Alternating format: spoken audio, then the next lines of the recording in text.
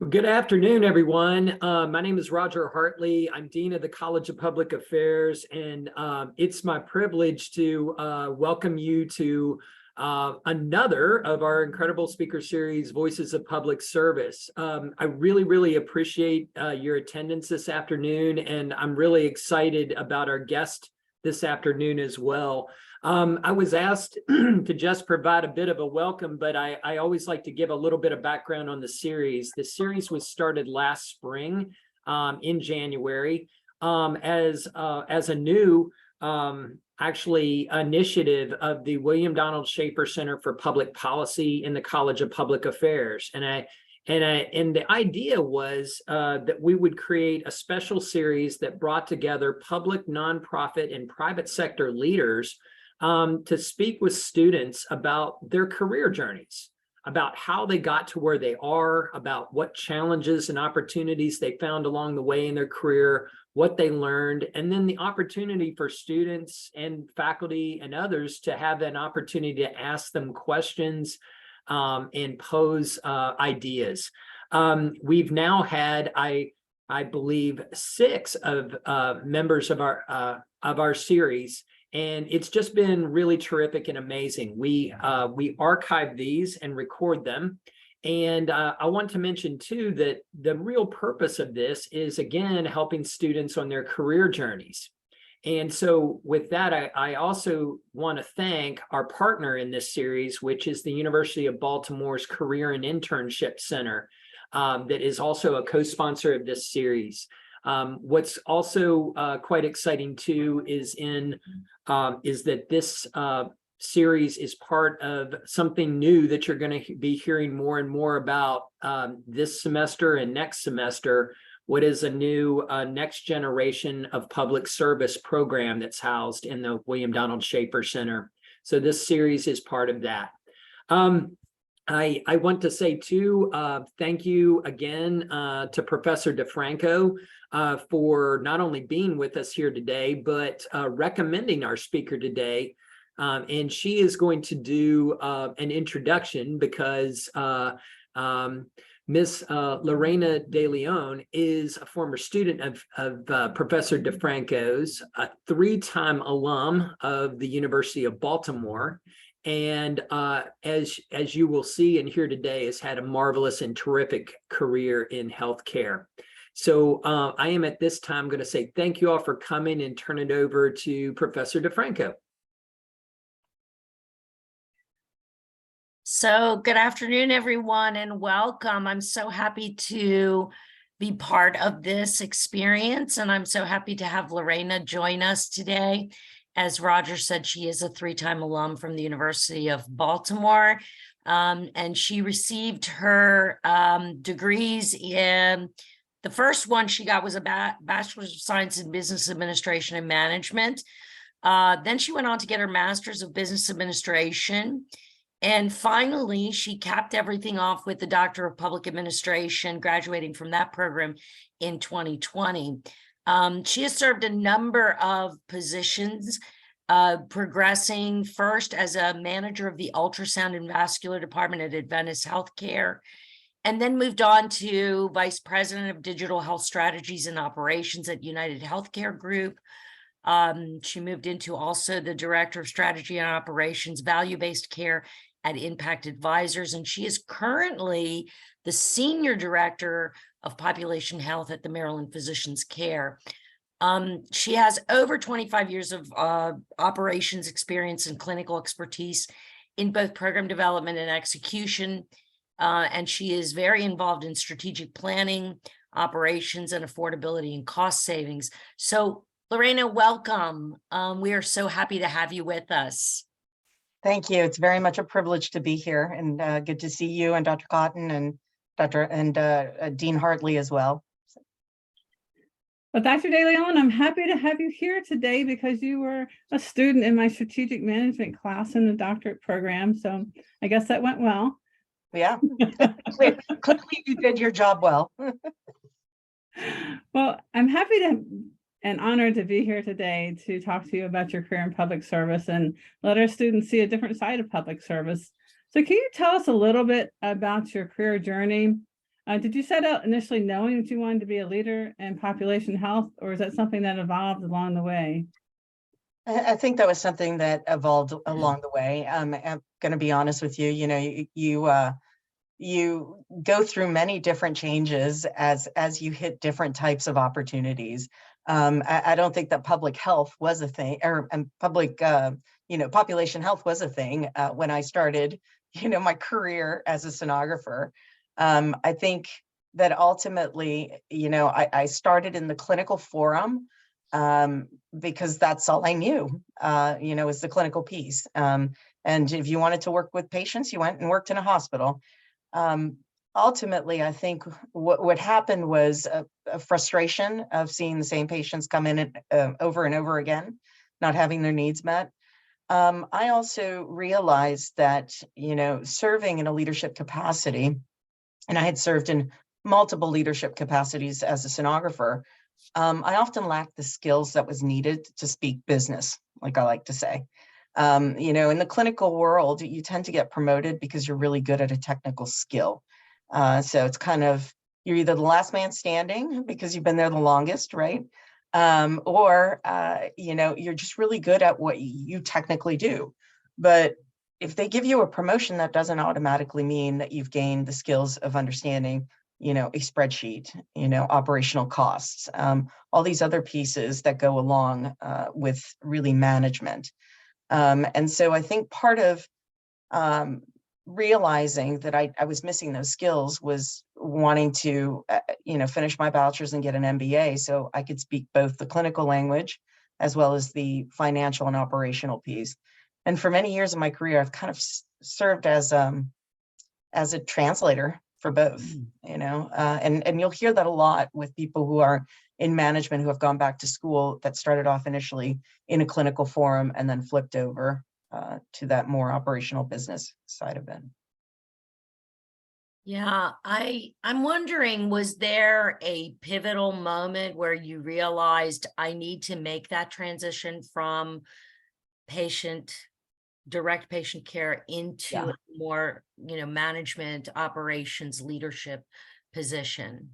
Yeah, I was a director of a department, actually overseeing vascular services, and I was reporting to the administrator of surgery, and she was an MBA in finance, and I was an MBA nothing. And so, she didn't really understand clinical care because she hadn't really been on the front lines. I didn't really understand the operational side. And so we were really going through our budget one year, and there was a lot of red getting cut. And I didn't know how to say, this is impacting our clinical care. And I was doing the best that I could to say it. And I think she was getting even more frustrated because it was like, well, we have operational expenses. And I think that was the pivotal point when I realized, I'm going to continue doing a disservice, not just to me, but also to any organization unless I get the proper skills. And ultimately knowing that I wasn't going to stop. I think that was the self-reflection moment when I realized that there's a lot more than just clinical in healthcare that needs to be fixed, right? It starts with policy, it starts with payment, it starts with, just basic communication and people to understand and to interpret and translate back and forth. So I think that was probably the most defining moment. Interesting, thank you.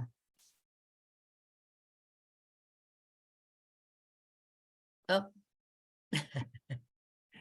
You moved into the government sector as an administrator in the Office of Healthcare Quality at the Department of Health and Mental Hygiene. What are some of the similarities and differences that you've identified between the private and public sector? Well, I'll tell you, everybody's always complaining about not having enough funds on both sides. So, I mean, that's an easy one. I've got to say, there's a lot of hoops that you have to run through, right, in both areas. They're different hoops. So, the government tends to be more hierarchy and very chain of command, right? Where private industry tends to be more matrix, right? And so it's a different game, I would say, to getting things accomplished in both forums. Not saying that one is easier than the other. They're equally challenged. The other thing that I would say is that, there's a lot of reporting that goes into play. I think on the government side, you've got to track a lot. There's a lot of data. Everything's rooted in data. I think there's a little more flexibility. Not that there isn't reporting on the private sector, but it's different, right? It's more about, ROI, profit and loss, versus technical reporting around justification for audit purposes, because eventually you may get audited, or someone in Annapolis may ask for something, right, from the public sector. It's a lot different in that sense. So Lorena, like you, I transitioned through multiple careers, right? I always used to joke, I can't decide what I want to do when I grow up. And so I moved from one career to another career. I stayed in each career for a pretty long time. But along the way, I found that I could identify certain people that would serve as mentors for me. Sure. Did you have any mentors that you identify? How did you identify a mentor? And what impact did they have on your career progression? It's interesting because I've had to think about this quite a bit throughout my career. And to be completely transparent, I think the best mentors that I had were you, Tina, and Dr. Alan Lyles. I mean, those were the consistents throughout my entire career. And I think part of it is there was no vested interest other than to provide guidance and counseling, right? It's hard to find mentors in the industry. I've got to say, sadly, as a woman, it's been even tougher. And I think part of that is because, for a long time, I believe that there's this thought that, well, I broke the glass ceiling, so I want to make sure I don't bring anybody else up because they may take my place, right? You kind of fill the quota. And so there's a shift now, in the landscape, and, there's less attention to gender, more attention to things like diversity and inclusion. But that wasn't necessarily there throughout my whole career. Now I've probably hit a point where in my life that it's even harder to find mentors because you're too old, right? Like, and, it's harder to find people that are willing to mentor you once you hit a certain stage in your life, because then they see you as competition.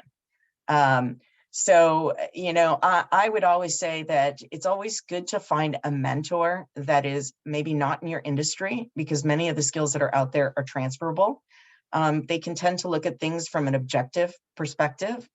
The other thing that I would say is keep close to your professors.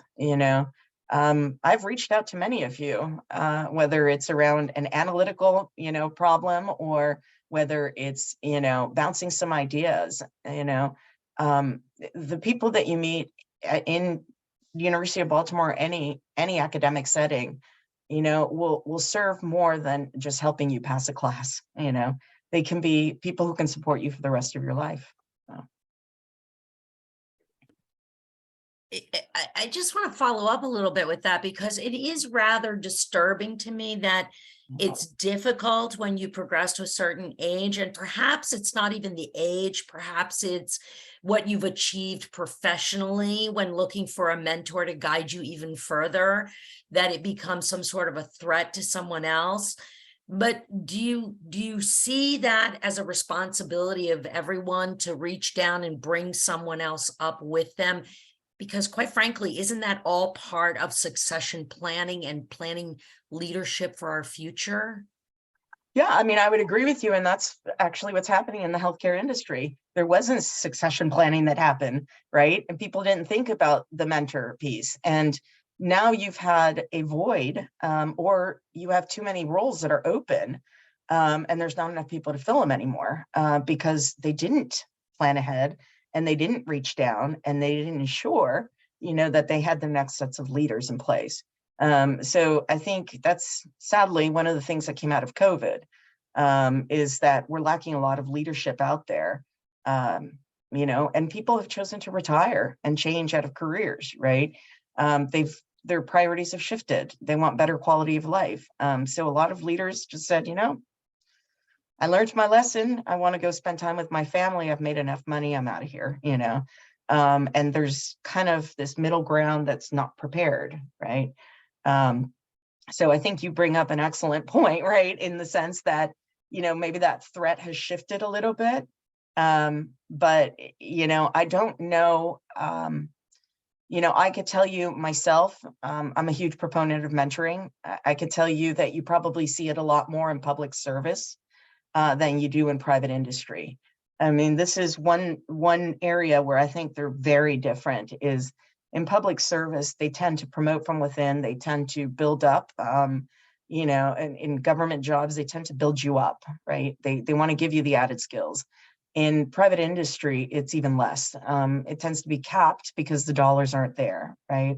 They tend to focus on things like profitability, or they hire a lot from outside. They don't promote as much from within. And part of that is you want to keep your bench fresh.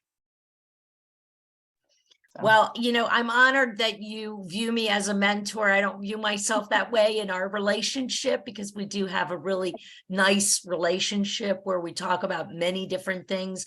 But I'm curious, from your perspective, what is it that we can do as educators to instill in our students the importance of becoming mentors as they progress through their careers? Yeah, I mean, I think the importance of giving back should be highlighted and stressed, right? You know, I've always had a philosophy personally that if you and I apply for the same job and you were my mentee, I did my job well, right? And I don't know that everybody looks at it that way. So the more that we can instill that, I think in our future leaders, our emerging leaders, I think that's going to be key. The other thing that I would remind is that, you know, life has a funny way. That person that you mentor may end up being the CEO of the next future company. And one day you may be looking to them for a job, you know, so you never know how the cards will play out. And you've got to keep that in the back of your mind, right? We should all be looking to elevate each other, right? So, I mean, I think that's probably one thing that I would say, is just remember that wheel has a way of coming around eventually. I think it's called karma, Anne. Yeah, well, right. they have a little saying, you know, be careful whose feet you step on today, because you don't know who's behind they'll be attached to later. So keeping it real. And following up on the question of mentors, one of our major initiatives in the Schaefer Center in the college is internships. We just launched the Next Gen Leaders for Public Service initiative. And I'd be interested to hear what your thoughts are about the role internships play in developing emerging leaders. Yeah, so I can share a little bit about my personal experience. You know, I've got to tell you, I think it's a brilliant idea. I wish there would have been more internships when I was younger. And that's one thing that I've encouraged my children to really seek out. And I think it's really formulated which direction they've been wanting to move in as far as the career goes.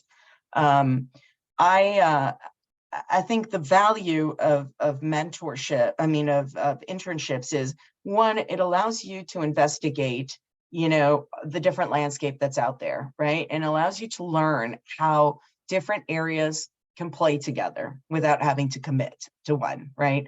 It also allows you to understand, you know, what you like and you don't like, right? And areas that you want to be and don't want to be, right? The differences before you have to commit to really taking on a full-time role. So, you know, it's almost like the shadowing piece, right? You know, you want to go and shadow and see what you're getting yourself into. I don't believe that we do enough of that, right? When we're trying to assess and seek, you know, where is it that we want to go in life? And that changes, right? Like, you know, in my 20s, I wanted to do one thing. In my 30s, I wanted to do something else. You know, if you had the time to explore, maybe you'd find your perfect match from the beginning, instead of, you know, like Tina said, trying to figure out what we're trying to do when, you know, when we grow up, you know. I mean, that's where I think the role of internships is a phenomenal concept. And it's almost like you try before you buy. And have you had the opportunity to supervise interns? And if you have, what have you done to make it a successful experience for you and the intern? Yeah, I mean, I tend to have a philosophy that no questions are barred, right? So ask me anything and I'll tell you the good, bad, and the ugly, right? And so I think being able to have that open dialogue, because no job is going to be perfect, no situation is going to be perfect, but being able to lay out pros and cons allows the individual to really decide, is this for me? So I think that's one thing that would be key. The other thing is making sure that they get enough exposure to different areas. Just because they're an intern in my specific place doesn't mean that they can't round around and spend a day with finance and a day with, provider relations, or a day with community-based organizations. I mean, there's all sorts of opportunities that, would grant themselves if you are willing to facilitate and take it seriously. Sometimes people view interns as free labor, put them in a corner and give them all the tasks that nobody else wants to do, right? The busy work. So I think it's important, if you're going to have an internship program, that you make sure that the partners that are willing to take the interns realize the importance of really taking it seriously. Thank you. Sure. Yeah, I mean, I think you're right in that internships should be a win-win situation, and our internships are extremely controlled for our students in health administration and health management, because we are looking for our students to partner with leadership and attend those budget meetings, attend those HR meetings, troubleshoot, get that experience. But we also require a huge project at the end that has to be beneficial to the organization itself. Do you find that organizations are amenable to having interns engage in that kind of an activity? Or is there something we can do to facilitate that with organizations? Well, I mean, I think pre-meetings with the organization to make sure they fully understand what your expectation. The other thing that I would say, particularly in the health environment, is it's great to hang out with leadership, but maybe you need to go down on the linen floor in nutrition and see how things are really run, right? Because, unfortunately what happens is you end up with ivory tower to ivory tower, right? And then there's not a full understanding of what really happens. And so that's where you end up with some of those management labor issues and rub, is because they never had the exposure to how, things really work, right? And so there's a lot of assumptions that are being made. And unfortunately, we could avoid that, right? If we would let our interns, something to be said about working in the mailroom and bootstrapping it, right? All the way up to the top. You learn a lot of lessons that way. Yeah, I agree with you. I think there has to be that component, because I think the most successful leaders are the ones that are engaged with everyone across the board in their organization and understand what each level does. I think you have to have a complete understanding of that. So I appreciate that. And I think that's what we strive to do. That's why we really control. People don't like us because we control our internships so tightly. But I think it's really important. I think what you just said was extremely important to the development of our students' understanding of the healthcare industry, for example. I'm wondering, one thing that I would add to that is, because I know that we do have some emerging leaders on the call, is, when you land that big CEO, director, vice president role, make sure you go down and understand how the department really works. Because unfortunately, that's where I think the miss is. It's like, great, you made it to that level, and then the door shuts and decisions are made, and then we wonder why they fail, So take the time to understand the canvas. That is very important, and a lot of leaders don't. Yeah, I agree with you. I think I found in my careers that the most successful leaders were leaders that actually made rounds, made themselves visible to everyone in the organization, were accessible to everyone in the organization. We do have emerging leaders on this webinar, and we view most of or all of our students as emerging leaders. That's what we're training, really, the future generation of leaders. And I'm wondering what skills you would deem to be important for individuals to have in order to progress into these leadership positions? And I understand their technical skills and I understand that, but have you thought about maybe what other skills are necessary for a person to progress into a leadership position? Yeah, I mean, I would say, one of the best pieces of advice that I got from a pretty senior leader was be your own CEO, right? Manage yourself like you're the CEO of your own company. You're gonna have to market yourself, right? You're going to have to market your brand, right? Decide who you want to be, right? Realize that people may be watching when you don't know, right? And how you treat somebody is a huge reflection, of the kind of leader that you're going to be. So, take the time to really work on your brand, think about who you want to be as a leader, and be kind, right? The other thing is, don't get discouraged. It may take a couple of tries, right? And you're going to fail, just like riding a bike, you're going to fall off, I have still amazed on how much I learn from my team every day. I am not the same leader I was 25 years ago. Probably failed miserably as a leader 25 years ago because, sometimes you take yourself too seriously, right? I think the biggest mistake that I learned at 25 years ago was, oh, I got promoted, so that means I've got to make everybody like me. No, wrong. You've got to, really look around and value everybody for who they are. And that's really a sign of leadership, right? And realize that everybody has value, everybody has worth. And when you can relate to people and they can relate to you, you're far more powerful as a leader than just by authoritarian, decree. So I would also say, like I said, don't take yourself too seriously. You're gonna mess up. You're not perfect, right? Nobody is. But the resilience on how you brush your knees off and stand back up is really another character of a leader.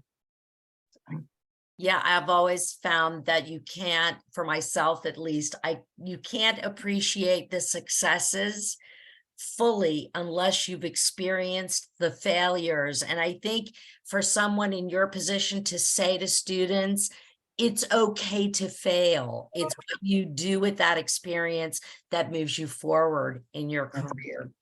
I'm going to ask one last question because we have a number of really good questions in the chat. So right now you're currently the Senior Director of Population Health with Maryland Physicians Care. What's your overarching goal? I know you're involved in a really significant, impactful project. Yeah. What are you doing to lead your team towards that goal? What are you going to do to realize that goal? And what impact are you looking to have on our community? Yeah, so Maryland Physicians Care, for those who don't know, is the third largest managed care, Medicaid managed care organization in the state of Maryland. So we have about, we have the privilege of serving 251,000 members statewide.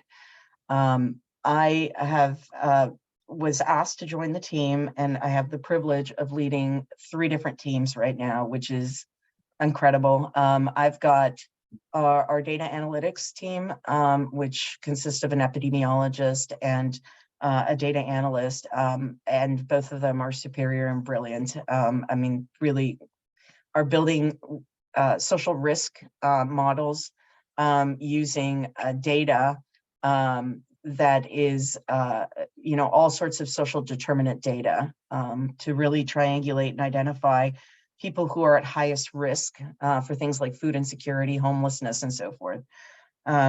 We have another team of health educators that are specialists in their field.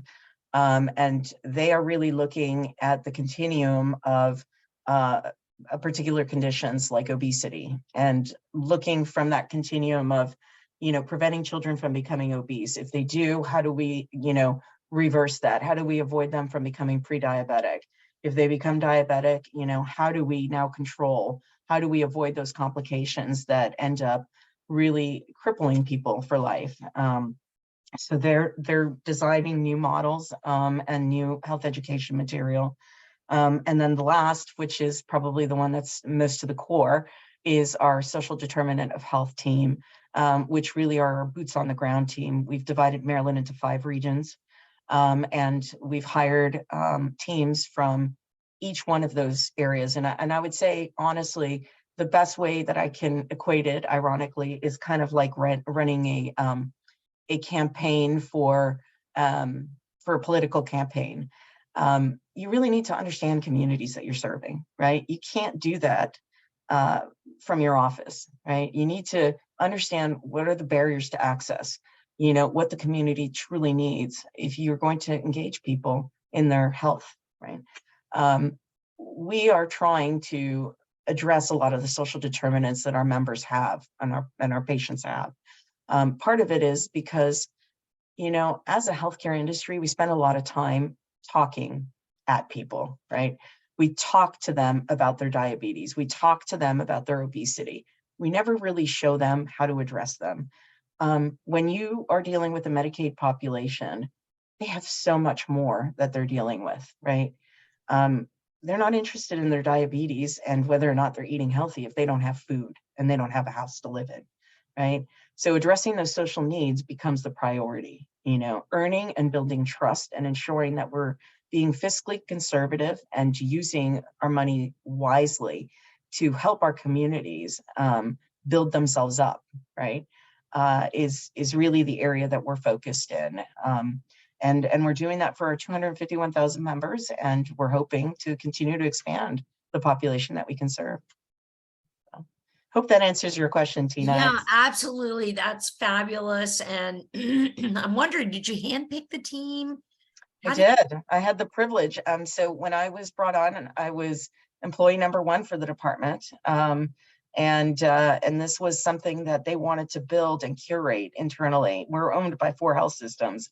And so, this was something that our leadership presented to the board, and I was lucky enough to, to get picked. And then from there, I've handpicked each one of my team members. And I went in very methodically. I've hired, great talent. That's the first thing you got to do is hire the great talent, that you can. The other thing is, let them do what you hired them to do. So many times we hire people and then we put guardrails all over them, right? You hired them because they're highly qualified, right? So let them run with it. And trust me, they make me look good. By no means of my own, it's all their talent.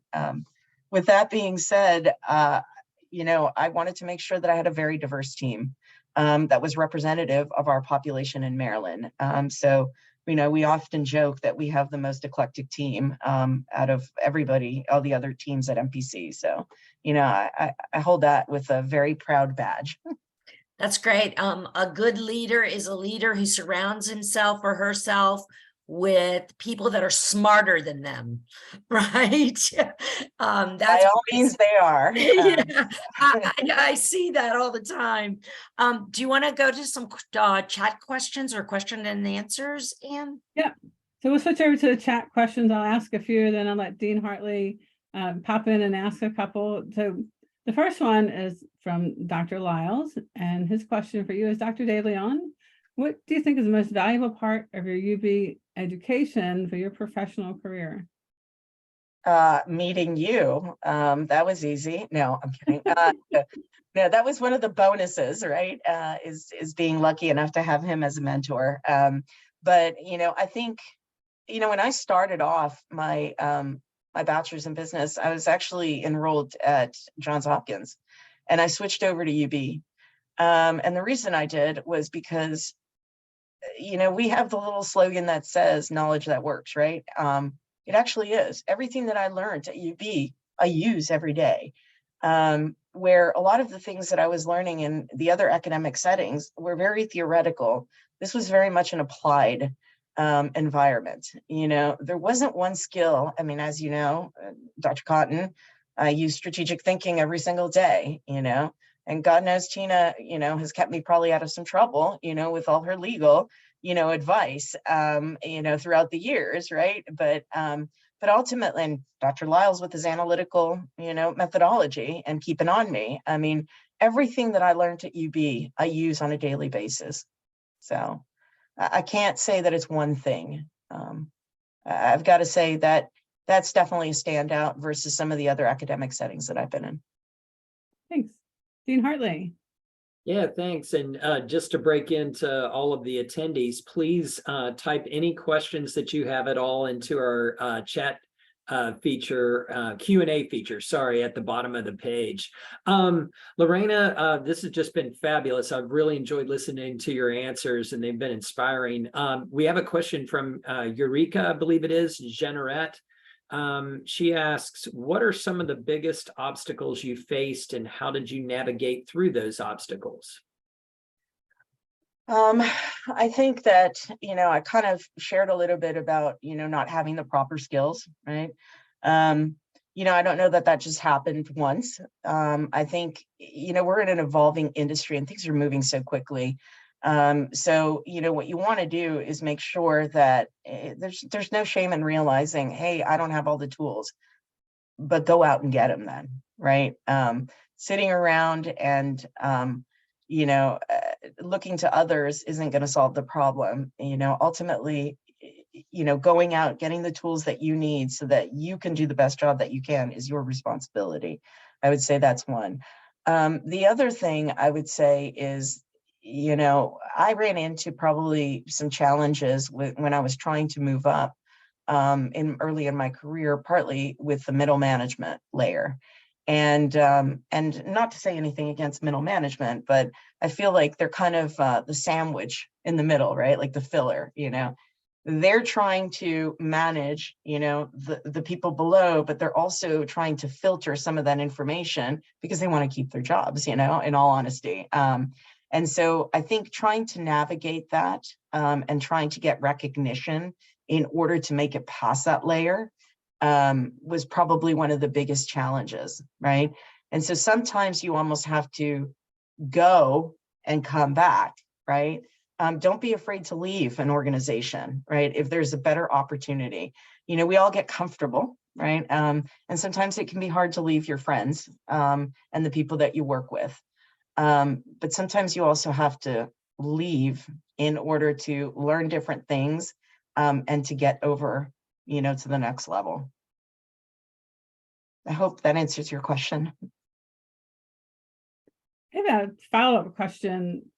I'm interested to know why you selected a D.P.A degree as your terminal degree when, with all your background in health, and now you're kind of going back and forth between the public and private sector. And then how did that help you as opposed to other types of degrees?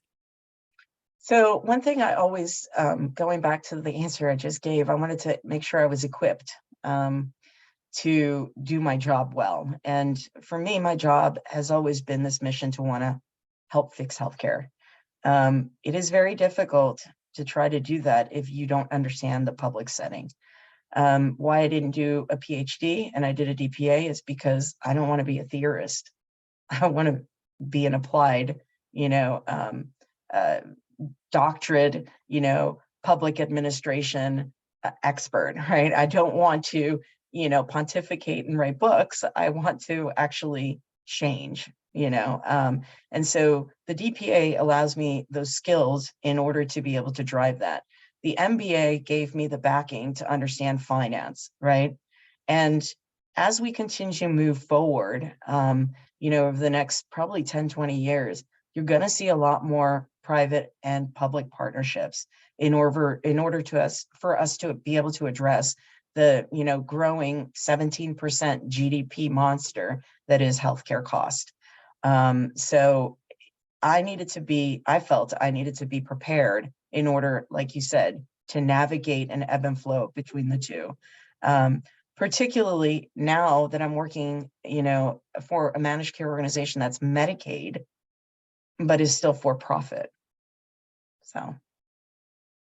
Thank you. Thanks very much. I was looking at the chat questions and I really like this one. How has the mixed hybrid environment that the world now has in front of it changed what is expected of our graduates or you for that matter? Yeah, amazingly, everybody for years didn't want to go to hybrid environment. They didn't want to work from home because they thought productivity was going to be impacted. And what you find is that people are actually healthier. People are actually more productive, right? Because they don't spend half their time commuting back and forth. And they're not miserable about it, which is great. Yes, you wonder sometimes whether or not people are, actually working. But, I have a philosophy, as long as the work gets done, carte blanche, right? If it doesn't get done, well, then we'll have a challenge, right? So I think, most companies have started to adopt that. I got to say, we're saving a lot of money on wardrobes. It's always nice, to be professional on top and party on the bottom, right? So, it's very interesting. I think it's also brought down the tone a little bit, right?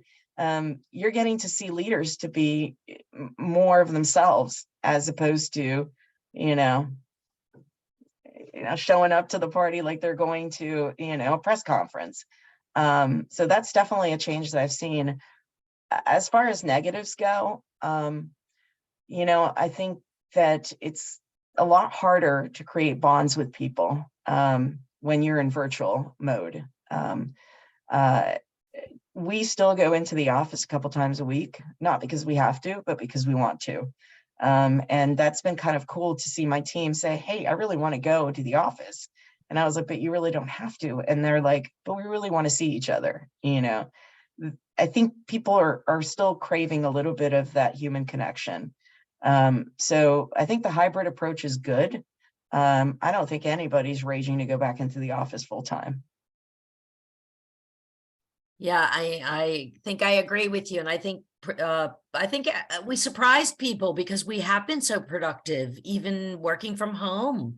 It's all part of professionalism and taking responsibility and accountability for the work that you have to get done. So I think it's a good model, the hybrid model. So we have a really good question from Matt Scacero.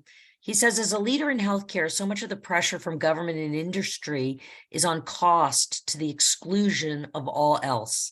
How do you most effectively advocate for your patients, keeping the human in it? What are your best tools? And do you incorporate the technical data, dollars and cents, with the human story? And how do you do that? Yeah, I mean, I've got to say I'm very lucky because I work in Medicaid and we have a lot of human stories, and I always say if you can make it in Medicaid, you can make it anywhere because we have the slimmest margins, right? Medicare has some pretty good ones. Commercial has some pretty good ones when we're thinking about the insurance, right? But Medicaid, man, you're rubbing those two pennies together to try to make things happen, right? The strategy that I've taken when it comes to this has really been around partnerships, right? Evaluate whether or not you need to hire that additional body. Evaluate, how the best way of approaching and solving the problem is, and then phone a friend. Because a lot of the times what we do is our instinct is let's throw a body at it, right? Let's hire some more people. And sometimes you don't need that, right? The other thing is don't be afraid to innovate and use technology. Some of our processes in healthcare, a lot of our processes in healthcare are antiquated. I just said it. They're antiquated. And part of it is comfort level, right? And people afraid to try new things. There are ways to save money by trying new things, right? Look at industry carried it in and into, other industries, right? So, the Lyft, the Ubers, just go out there and look at something else and see if you can take that solution and maybe morph it a little bit and use it towards healthcare. Doesn't think outside the box. That's the best thing that I would say. There are a lot of, I'll give you another example. When in in insurance, right, in the payer world, a lot of the times what they'll do is they'll delegate populations.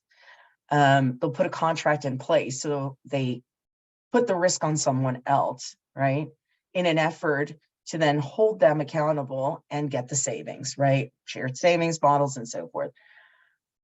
Sometimes that's not the best thing to do because it's not going to solve the long-term problem, right? You're actually taking away money from the system for profitability purposes. So rethink whether or not you need to put that contract in. Could you instead partner and build it with the community? So I don't know if that answers your question, but I'm glad to meet with you after, and we can discuss this, ad nauseum. I think you touched on it in one of your answers, Lorena, when you said that, the person in the community might not be interested in talking about their diabetes, for example. They're more interested in getting resolution for their home, having a roof over their heads, meeting those basic needs that we all have.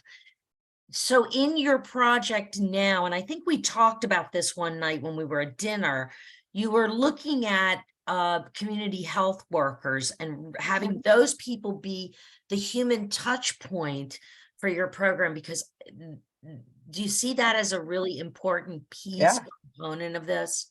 I mean, those are literally the key to solving a lot of these challenges, right? Which is going into a community, understanding what people are facing, right?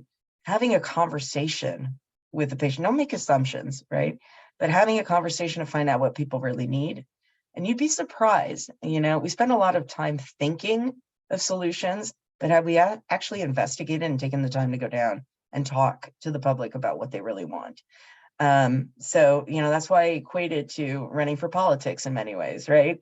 They have their people who are doing their grassroots work, and that's really what community health workers are going to be, for the future. Bigger challenge is how do you pay for those, right? But we're working on that. There's another really good question that asks, how did the various colleagues you met in your classroom during your time at University of Baltimore contribute to your professional development? We were all in different industries, to be honest with you. And so I don't know that we've contributed to each other's career path growth per se. But there are a few that we still reach out to and, to each other, and we ask, what would you do in this situation? So it's almost having like your safety net of brainstorming buddies, right? That you can bounce ideas off of. And that can look at it from a different perspective because we were in different industries. So, I would always say, make sure that you've got, a good core group of people that aren't in the same industry as you are, because that is going to help you a lot more, I believe, than, trying to buddy up and climb up the flagpole together. Yeah, I think also to your point, getting to know the colleagues in the classroom actually helps build and grow your network. They might be in different fields, but like you said, they are your let's brainstorm buddies kind of thing. And and to that point, sorry, I didn't mean to interrupt, but think back to COVID and what happened during COVID, right? All of a sudden you had, auto manufacturers, making gloves, or, plants that had been shut down, making, sanitizer, or alcohol distributors making sanitizers, you never know when you're going to need to phone a friend, and so it's good to have a good phone book of friends that you can rely on. Yeah, and particularly in healthcare, it is interdisciplinary. I mean, it crosses all the spectrums. I mean, we need business people, we need clinical people, we need healthcare leaders, et cetera, et cetera. So I think it is important to stress the what a network of people can do for you in your career. What have you done in order to grow your network of people? Well, I'm not afraid to talk to people, for one. So, most of my network has been casual conversations with people. All of a sudden you find out, oh, one, we really have something in common, or two, I want to continue this conversation because we could collaborate and solve the problem, right? Or the other thing that I would say is, go to conferences, get the opportunity. It doesn't have to be across the world, right? Or across the state. There are plenty of industry conferences that take place here in Maryland that you can sign up for and go. And don't only go in your industry, go in other industries, right? So for instance, I went to a transportation conference, the other day. And because we have a huge transportation problem in Maryland when it comes to social determinants. And you need to understand, how that industry works to be able to bring some solutions back, to the healthcare industry. So, who knows? You may be the CEO of the next company that, makes the healthcare version of an iPhone. I don't know, but solves a huge problem because you happen to be in a different environment that sparked an interest. And or you were meeting somebody or talking to somebody, who was in a completely different network or field. And they just gave you an idea that's going to solve, a million lives problem, right? So I think putting yourselves in those different positions is how you grow your network. What about professional organizations and the like, and being engaged in those professional organizations, right? Yeah, I mean, I think that's an avenue. I did that for a while, and then I found that I was hanging out with too many people that had the same interest, and that we were all complaining more about the industry than trying to solve anything. So, not saying that you shouldn't join a professional organization. I think it's good because it'll keep you abreast of what's going on in your own, industry. But it can also become a support group for a lot of problems that you may not be able to solve. What is your professional organization, or which ones do you typically attend? Or if not professional association, are there particular conferences you go to every year? So I've actually started going to the ACAP conference, which is a smaller health plan, is Medicaid health plan specific, that segment, because they really have a good social determinant of health representation. I just went to a conference in Portland, and there was about 26 health plans, all same size, focused on Medicaid. So that's probably one that I plan on going annually. Throughout my career, it's been all sorts of, when I was VP of Digital Health Strategy and Operations, of all digital health conferences, right? When I was an ultrasound tech, it was all the ultrasound conferences, So, I think it's that would be the one I would say has the most value right now for me. Potentially going to HIMSS, which would be another one, because I really want to figure out, the data sharing aspect for social determinants is a big challenge nationally. So I think that'll be a hot topic in the year to come. Thanks so much. Sure. We ready for our final question? Let's do it. The final question is, what's the next stage in your career? And this is from Dr. God. I don't know. Maybe come teach at UB. Who knows? I'm on that trajectory, where now I've done everything that I wanted to as far as a pentacle and height. I've been the VP. I've done the big roles throughout each one of my pillars, right? And now I just want to give back, right? I want to be able to help the next generation. I want to, keep it real, and groom them, to really solve a lot of the problems that are still going to be there, past my days. Also want to make sure that, when I do need that Medicare, it's still there for one, and that somebody knows how to run it and somebody can deliver quality care. So selfishly, that's probably my biggest goal and interest, Well, thank you. Hey, Roger, you want to close out? Well, I just wanted to say, first of all, thanks to everyone that came out today to join us for this event. Lorena, you were absolutely terrific, and we're hopeful to be able to show this recording to some of our classes in the future. To be quite honest, this was marvelous. Tina, thank you so much for both recommending Lorena, but also for your great work today in interviewing. Dr. Ann Cotton, who I don't think we properly introduced at the beginning, leads our Schaefer Center for Public Policy, and as mentioned before, has done some teaching in the past that might have been helpful to Dr. De Leon. I also wanted to say quickly, I was really a quick shout out to Matt Scassero, who is a member of the college's board and asked one of the questions tonight, but Matt was also instrumental in helping us get this series together with some ideas about its format. So Matt, thanks much for being with us today. But Lorena, you were fabulous, and you probably saw in our internal chat, we'll definitely be talking with you about teaching, and it sounds like Tina appropriately beat us to you, and I know that conversation will be continued knowing Tina.